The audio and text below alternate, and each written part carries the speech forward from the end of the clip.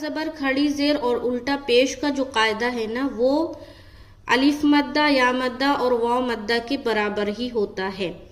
جیسے کہ جب بھی ہم ادا کریں گے با کھڑا زبر با اور با الف زبر با تو برابر ہے نا. اسی لیے کہا جاتا ہے کہ کھڑا زبر کس کے برابر ہوتا ہے؟ الف مدہ کے. کیوں کہا جاتا ہے ایسا؟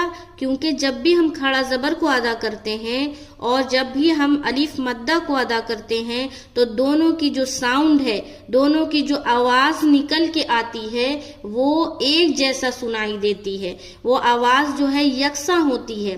جیسے کہ تا کھڑا زبر تا، اور الف مدہ کے ساتھ اگر پڑھیں گے تو کیا پڑھیں گے؟ تا الف زبر تا، تو دونوں میں تا تا ہی ساؤنڈ آ رہا ہے نا. اسی لیے الف مدہ برابر ہے کھڑا زبر کے.